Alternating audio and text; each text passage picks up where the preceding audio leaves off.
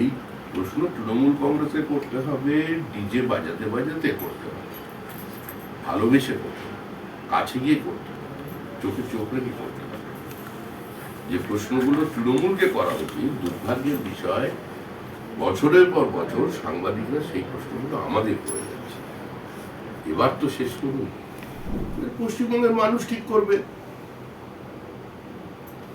যে আকবর, বাবর, হুমায়ুনরা যে কাজ 300, 400, 500 বছর আগে করে গিয়েছিল, আবার নতুন করে পশ্চিমবঙ্গে দুর্গাপুজো বন্ধ তারা করে দেবে। আমার মনে হয় না বিষয়টা এমন সহজ। পাবলিক কিন্তু ছাড়বে না, খুব রেগে আছে, আর সবকিছু নিয়ন্ত্রণ রাজ্য সরকার করতে পারবে না, বিপদে পড়বে। আমরা ওর বিষয়ে খুব একটা কথা বলতে আগ্রহী। আমরা বলেছিলাম প্রয়োজন হলে আমরা গ্রিন করিডোর করে দিচ্ছি। আপনি 4 মে এয়ারপোর্ট পর্যন্ত আপনি গিয়ে একবার অমিত শাহর সঙ্গে দেখা করে আসবেন। আমি অমিত শাহকে দেখতে চাইছিলাম, ব্যাকুল হয়ে উঠেছিলেন অমিত শাহকে দেখবার জন্য। 4 তারিখ ওনার তো সময় নেই, ব্যস্ত মানুষ, আমরা ব্যবস্থা করে দিচ্ছি গ্রিন করিডোর, কোনো অসুবিধা হবে না, এয়ারপোর্ট পর্যন্ত পৌঁছে।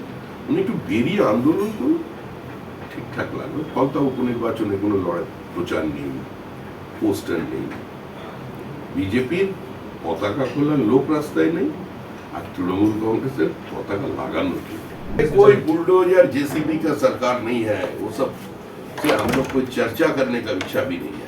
अभी हम लोग निवेश चाहते हैं, इंडस्ट्रियलाइजेशन चाहते हैं, शिक्षा व्यवस्था में परिवर्तन लाना चाहते हैं। किसी का मेरिट अगर है उसका आधार पर उसका नियुक्ति होना चाहिए, ये देखना है। हमारा राज्य से जो पलायन हो रहा है उसको बंद करना है, और हमारा जो टोपोग्राफिकल एडवांटेज है उसको एक्सप्लोर करना है। हम लोग दूसरा विषय लेकर बात कर रहे हैं, ये सब पुराना दिन है। पश्चिम बंगाल में अभी जो सरकार चल रहा है वो पश्चिम बंगाल सरकार चल रही है, government of West Bengal, it is not government of BJP. तो शुभेंदु अधिकारी जी बता सकते हैं, और कंसर्न मिनिस्टर्स जो है वही बता सकते हैं। मैं हमारा पार्टी का बात बता सकता हूँ, डिटेक्ट डिलीट एंड रिपोर्ट।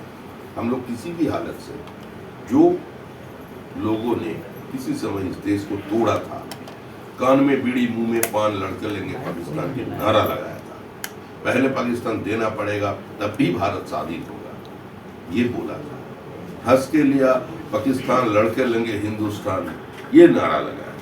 वो लोगों को हम हिंदुस्तान में रहने नहीं देंगे। सरकारी बता सकते हैं। डिटेंशन सेंटर के बाद कहां से आ गया सर? हम लोग क्यों खिलाएंगे डिटेंशन सेंटर में उसको रहकर? सीधा पकड़ो, जहां भेजना है भेज दो, no detention centre. Vande Mataram तो सारा भारत को आजादी दिया था।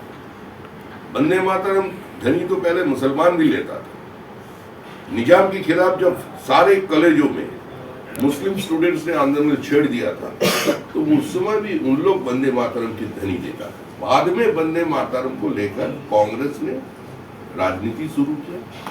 1937 में वंदे मातरम की अनुच्छेद किया।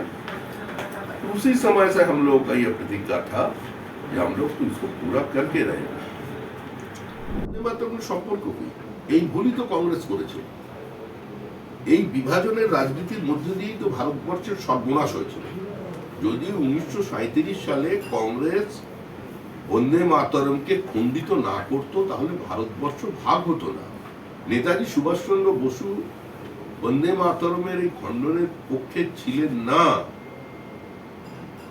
তিনি রমানন্দ চট্টোপাধ্যায়কে চিঠি লিখে পর্যন্ত বলেছিলেন যে কবিগুরুকে বলুন গান্ধীজির সঙ্গে কথা বলতে, আমি একমাত্র বাঙালি কর্মসমিতিতে। বন্দে মাতরমের ভাগ্যে কি আছে আমার জানা নেই। সুভাষচন্দ্র বসুকে যদি কংগ্রেস না তাড়িয়ে দিত, তাহলে উনি সেদিন দাঁড়িয়ে বলতে পারতেন যে আমি জাতি তত্ত্বে বিশ্বাস করি না, আমি একটাই দেশ চাই, তাহলে দেশটা টুকরো হতো না। এখানে তো হিন্দু মুসলমানের ব্যাপার নেই।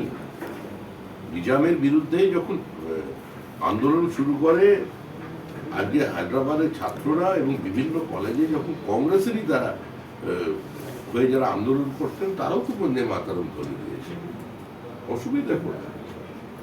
কংগ্রেস তো সারা জীবন ছাত্র নেতাদের দিয়ে স্লোগান দিল, মন্ত্র মোদের সঞ্জীবন, বন্দে মাতরম, তাকে নিয়ে বিতর্ক কেন? জোর করে আমরা চাপিয়ে দিচ্ছি না, তবে আমার কিছু কিছু মানুষ বলে इस देश में अगर रहना होगा बंदे मातरम कहना। সরকারি প্রক্রিয়া আমরা দল হিসেবে চাই যারা চায়ের সঙ্গে শিল্পের সঙ্গে যুক্ত আছেন তাদের পাশে সরকারের দাঁড়ানো উচিত, এবং কেন্দ্রীয় সরকারের যে সমস্ত পরিকল্পনা চা বাগানের শ্রমিকদের জন্য, যেটা বর্তমান সরকার লাগু করেনি, অতীতের সরকার করেনি, এই সরকার সেই কাজটা করবে, সুচারুরূপে পালন করবে। সবে নতুন সরকার তৈরি হয়েছে, আমাদের একটু সময় লাগবে, প্রত্যেক সরকারের যে লিডিং পিরিয়ড থাকে সেটাকে এগিয়ে যেতে দিন, সম্পূর্ণ মন্ত্রিসভা গঠন হোক, আমাদের যেটা করার আমরা মুখ্যমন্ত্রী যে আসছেন এটা আমি দিল্লিতে আসবার পরে জানতে পারলাম। আমার সঙ্গে মুখ্যমন্ত্রীর সঙ্গে মন্ত্রিসভা গঠন নিয়ে দূর দূর পর্যন্ত কোনো আলোচনার সম্ভাবনা আগামী কয়েকদিন। দলগতভাবে আমরা কি বলবো সেটা তো আমরা সংবাদ মাধ্যমে বলবো না। আমাদের দল কোনো আঞ্চলিক দল তো নয়। পশ্চিমবঙ্গে যখন নির্বাচন প্রতিদ্বন্দ্বিতা করেছেন তখন দল সংঘবদ্ধভাবে করেছে। প্রধানমন্ত্রী থেকে শুরু করে ভিন্ন ভিন্ন রাজ্যের যারা সভাপতি ছিলেন, যারা কর্মী ছিলেন, তারাও এই নির্বাচনে অংশগ্রহণ করেছেন।